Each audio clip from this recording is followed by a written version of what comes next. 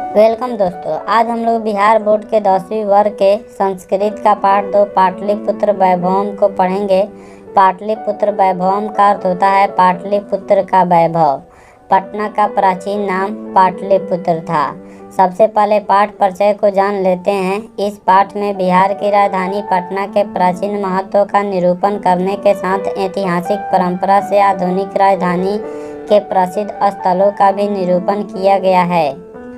इस पाठ में बिहार की राजधानी पटना के महत्व को बताया हुआ है, इसके ऐतिहासिक महत्व को बताया गया है और आधुनिक महत्व को बताया गया है। पटना में अभी क्या क्या है, उसके क्या महत्व हैं, क्या क्या दर्शनीय स्थल है, इसके बारे में भी इस पाठ में हम लोग पढ़ेंगे। पाटलिपुत्र वैभवम का अर्थ होता है पाटलिपुत्र का वैभव। पाटलिपुत्र पटना का प्राचीन नाम है। वैभव का अर्थ शान शौकत, धन दौलत, सुख शांति या ऐश्वर्य होता है। तो हम लोग पटना के सुख शांति, इसके ऐश्वर्य के बारे में, इसके सुख शांति के बारे में पढ़ेंगे। चलिए शुरू करते हैं। बिहार राज्यस्य राजधानी नगरम पाटलिपुत्रम सर्वेषु कालेषु महत्वं धारयत्। अस्य इतिहासः सार्धसहस्रद्विवर्ष परिमितः वर्तते। अत्र धार्मिक क्षेत्रम, राजनीति क्षेत्रम, उद्योग क्षेत्रम च विशेषेण ध्यानाकर्षकम। इसका अर्थ है बिहार राज्य की राजधानी पटना शहर सभी समयों में महत्वशाली रहा है। इसका इतिहास 2500 वर्षों का है। यहाँ धार्मिक स्थान, राजनीतिक स्थान और औद्योगिक स्थान विशेष रूप से आकर्षक है। पाटलिपुत्र का इतिहास 2500 वर्षों का है। यहाँ धार्मिक स्थान, धार्मिक दृष्टि से यह स्थान काफ़ी महत्वपूर्ण है। राजनीतिक दृष्टि से और औद्योगिक दृष्टि से पटना काफ़ी महत्वपूर्ण है। वैदेशिका यात्रिणा मेगा स्निज फह्यान हुएन्संग इत्सिंग परिभृत्य पाटलिपुत्रस्य वर्णनम स्व संस्मरण ग्रंथेषु चक्रु। पाठेऽस्मिन् पाटलिपुत्र वैभवस्य सामान्य परिचयो वर्तते। इसका अर्थ है विदेशी यात्री मेगास्थनीज, फाहियान हुएन्सांग तथा इत्सिंग आदि ने पटना का वर्णन अपने अपने ग्रंथों में किया है। मेगास्थनीज, फाहियान हुएन्सांग तथा इत्सिंग पाटलिपुत्र जब भ्रमण करने आए थे तो इसका वर्णन अपने अपने स्मरण ग्रंथों में किया हुआ है। प्राचीनेषु भारतीयेषु नगरेषु अन्यतमं पाटलिपुत्रम् अनुगंगम वसद्विचित्रं महानगरं बभूव। तत् विषये दामोदर गुप्तो नाम कवि कूटनीमताखे काव्ये कथयति। इसका अर्थ है प्राचीन भारतीय नगरों में अग्रणी पटना गंगा किनारे बसा विचित्र महानगर है। इसके विषय में दामोदर गुप्त नामक कवि ने कूटनीमताखे काव्य में कहा है कि कूटनीमताखे काव्य की रचना दामोदर गुप्त ने किया हुआ था। उसी काव्य में दामोदर गुप्त कहते हैं कि अस्ति महितल तिलकम सरस्वती कुल गृहम महानगरम नामना पाटलिपुत्रम परिभूत पुरंदर स्थानम। इसका अर्थ होगा पृथ्वी पर पाटलिपुत्र नामक नगर शिक्षा और वैभव की दृष्टि से अति गौरवशाली इंद्रलोक के समान है। दामोदर गुप्त नामक कवि ने अपने कूटनीमताखे काव्य में कहा हुआ है कि पाटलिपुत्र नामक नगर शिक्षा और वैभव की दृष्टि से अति गौरवशाली इंद्रलोक के समान है। जिस तरह इंद्रलोक गौरवशाली है, उसी तरह दामोदर गुप्त ने पटना को भी गौरवशाली बताया हुआ है, क्योंकि यह शिक्षा की दृष्टि से काफ़ी महत्वपूर्ण महानगर था। इतिहासे श्रूयते यत् गंगायाः तीरे बुधकाले पाटलिग्रामः स्थितः आसीत् यत्र च भगवान् बुधः बहुकृत्वः समागतः। तेन कथितमासीत् यद् ग्रामो अयं महानगरं भविष्यति, किन्तु कलहस्य, अग्निदाहस्य, जलपूरस्य च भयात् सर्वदा आक्रान्तं भविष्यति। इसका अर्थ है इतिहास में सुना जाता है कि भगवान बुद्ध के समय गंगा नदी के तट पर पाटली नामक ग्राम अवस्थित था और भगवान बुद्ध कई बार आए थे। उनके द्वारा कहा गया था कि यह गांव महानगर होगा, लेकिन लड़ाई झगड़ा, अगलगी और बाढ़ के भय से हमेशा घिरा होगा। भगवान बुद्ध जो थे वह पाटली नामक ग्राम में आए थे। जब पाटलिपुत्र आए थे तो वहाँ पे एक छोटा सा गांव था और उसने भविष्यवाणी किया हुआ था कि यह गांव महानगर होगा, लेकिन हमेशा लड़ाई झगड़ा, आग लगी और बाढ़ के भय से घिरा रहेगा। कालांतरेण पाटलिग्राम एवं पाटलिपुत्रम इति कथिता। चंद्रगुप्त मौर्य से काले अस्य नगरस्य शोभा रक्षा व्यवस्था च अति उत्कृष्टा आसीत् इति यूनान राजदूतः मेगास्निज स्वसंस्मरणेषु निरूपयति। अस्य नगरस्य वैभवं प्रियदर्शिनः अशोकस्य समय सूतराम समृद्धम्। इसका अर्थ है बाद में यही पाटलिग्राम पाटलिपुत्र नगर के रूप में प्रसिद्ध हुआ। चंद्रगुप्त मौर्य के समय में इस नगर की शोभा तथा रक्षा व्यवस्था अति उत्तम थी, जिसका वर्णन यूनानी राजदूत मेगास्नीज ने अपनी आत्मकथा में लिखा है। इस नगर की संपन्नता अशोक के समय में और अधिक समृद्ध थी। भगवान बुद्ध जब पाटलिग्राम आए थे तो उसने भविष्यवाणी कर दिया हुआ था कि यह गांव महानगर होगा, लेकिन आग लगी, बाढ़ और लड़ाई झगड़ा से हमेशा घिरा रहेगा। और बाद में गांव जो है महानगर हो गया।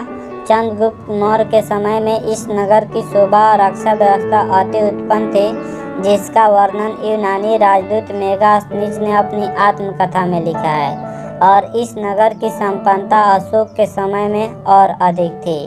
बहुकालम पाटलिपुत्रस्य प्राचीना सरस्वती परंपरा परावर्तत इति राजशेखर स्वकाव्यमीमांसा नाम के कवि शिक्षा प्रमुखे ग्रंथे सादरम स्मरति। इसका अर्थ है बहुत समय तक पाटलिपुत्र की प्राचीन शिक्षा परंपरा चलती रही। यह राजशेखर नामक कवि ने अपनी काव्य मीमांसा नामक ग्रंथ में आदर पूर्वक वर्णन करता है। काव्य मीमांसा नामक ग्रंथ का रचना राजशेखर ने किया हुआ है और वह अपने ग्रंथ में कहते हैं कि अतरूप वर्ष वर्षावि पाणिनि पिंगलावि व्याधि वरुचि पतंजलि ए परीक्षिता ख्यातिम उपजगमु। यह राजशेखर नाम कवि ने अपने काव्य मीमांसा नामक ग्रंथ में लिखते हैं। इसका अर्थ होगा यहाँ वर्ष उपवर्ष पाणिनि पिंगल व्याधि वरुचि पतंजलि आदि लोगों ने ज्ञान का विस्तार किया और ख्याति पाई। दुनिया में सबसे पहले संस्कृत भाषा का ग्रामर बनाया गया और उस ग्रामर को किसने बनाया तो पाणिनि महोदय ने। संस्कृत भाषा का पहला ग्रामर पाणिनि महोदय ने बनाया और योग दर्शन के प्रवर्तक पतंजलि थे और छंद का पिंगल थे। इस तरह से इन लोगों ने पाटलिपुत्र में ज्ञान का विस्तार किया और ख्याति पाई। कतिपयेषु प्राचीन संस्कृत ग्रंथेषु पुराणादिषु पाटलिपुत्रस्य नामान्तरं पुष्पपुरं कुसुमपुरं वा प्राप्यते। अनेन ज्ञायते यत् नगरस्य अस्य समीपे पुष्पाणां बहुमुत्पादनं भवति स्म। इसका अर्थ है कुछ प्राचीन ग्रंथों तथा पुराणों में पाटलिपुत्र का दूसरा नाम पुष्पपुर या कुसुमपुर भी देखने को मिलता है। इससे पता चलता है कि नगर के समीप फूलों का उत्पादन अधिक होता था। कुछ प्राचीन ग्रंथों में पाटलिपुत्र का नाम पुष्पपुर या कुसुमपुर भी दिया हुआ है। पुष्पपुर या कुसुमपुर से यह पता चलता है कि नगर के समीप फूलों का बहुत ज़्यादा उत्पादन होता था। पाटलिपुत्रमिति शब्दोऽपि पाटल पुष्पाणां पुतलिका रचनामाश्रित्य प्रचलितः। शरत्काले नगरे अस्मिन् कौमुदी महोत्सवः इति महान् समारोहः गुप्तवंश शासनकाले अतीव प्रचलितः। तत्र सर्वे जनाः आनन्दमग्नाः अभूवन्। सम्प्रति दुर्गा पूजा अवसरे तादृश एव समारोह दृश्यते। इसका अर्थ है पाटलिपुत्र शब्द भी गुलाब फूलों के नाम का आश्रय लेकर रखा गया, ऐसा पुतलिका रचना में वर्णित है। पुतलिका रचना में वर्णित है कि पाटलिपुत्र शब्द जो है वह गुलाब फूलों के नाम के आश्रय से लिया गया है। गुप्त वंश के शासनकाल में इस नगर में शरद ऋतु में कौमुदी महोत्सव अति प्रचलित था। इस अवसर पर लोग अति प्रसन्न रहते थे, यानी बहुत ज़्यादा प्रसन्न रहते थे। इस समय दुर्गा पूजा के अवसर पर वैसा ही दृश्य देखने को मिलते हैं। गुप्त वंश के काल में शरद ऋतु में शरद पूर्णिमा के दिन कौमुदी महोत्सव बहुत ज़्यादा प्रचलित था। और उस अवसर पर लोग बहुत खुश होते थे। इस समय दुर्गा पूजा के अवसर पर आज दुर्गा पूजा के अवसर पर पाटलिपुत्र में वैसा ही दृश्य देखने को मिलता है। कालचक्रवशात् यद्यपि मध्यकाले पाटलिपुत्रं वर्षसहस्र परिमितं जीर्णतामन् अभूत्, तस्य संकेतः अनेकेषु साहित्यग्रन्थेषु मुद्रारक्षादिषु लभ्यते।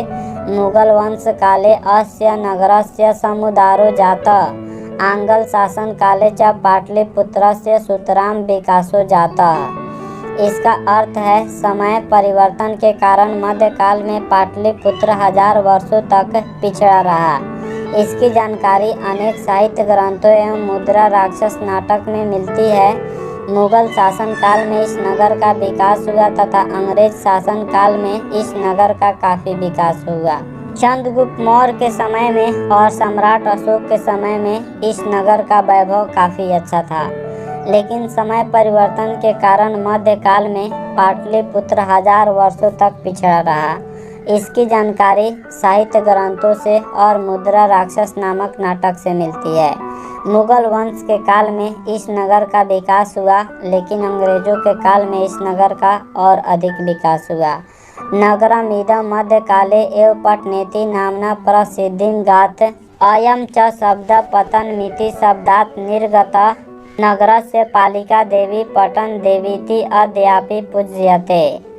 इसका अर्थ है यह नगर मध्यकाल में ही पटना नाम से प्रसिद्ध हुआ और यह शब्द पतन शब्द से बना है।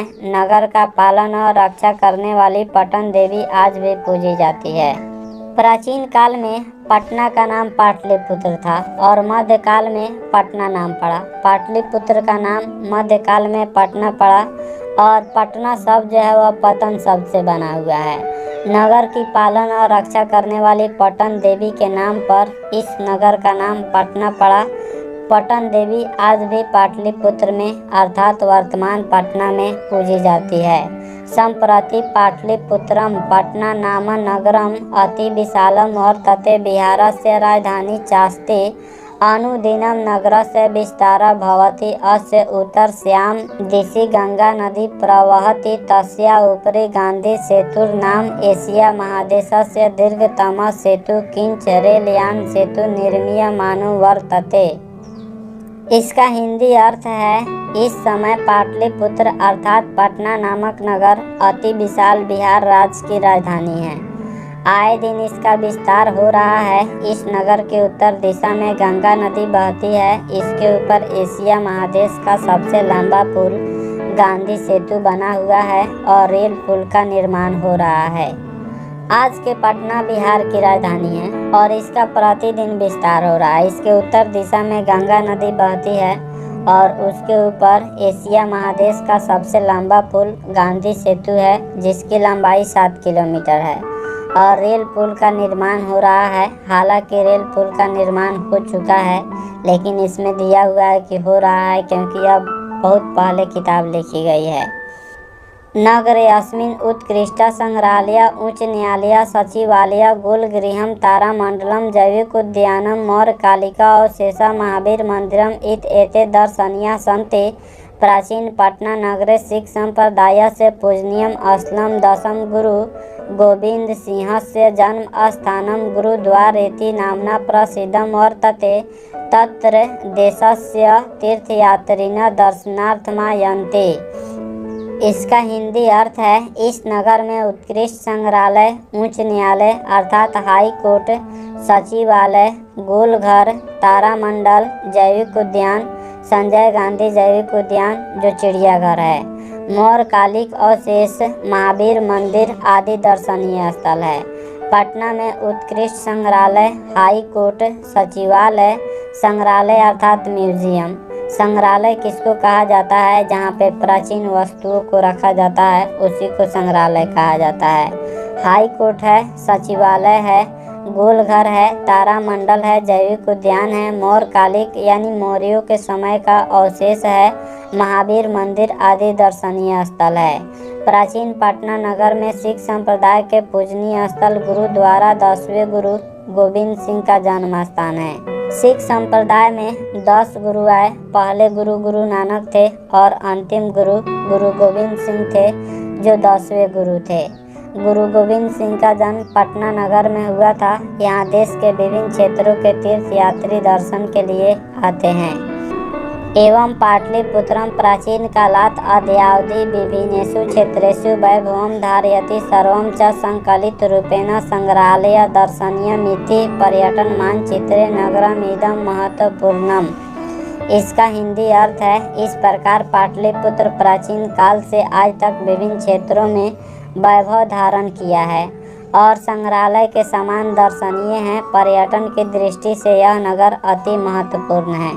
पाटलिपुत्र जो है संग्रहालय के समान दर्शनीय है, क्योंकि संग्रहालय में पुरानी वस्तुओं को बचा कर रखा जाता है। उसी तरह पाटलिपुत्र अपना इतिहास बचा कर रखा हुआ है।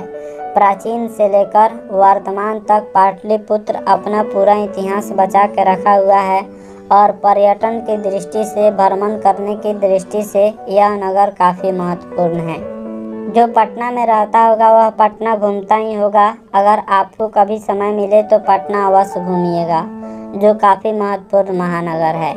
आशा करता हूँ यह वीडियो काफ़ी पसंद आया होगा। हमारे चैनल को सब्सक्राइब करें, इस वीडियो को लाइक करें तथा अधिक से अधिक शेयर करें। Thanks for watching my video.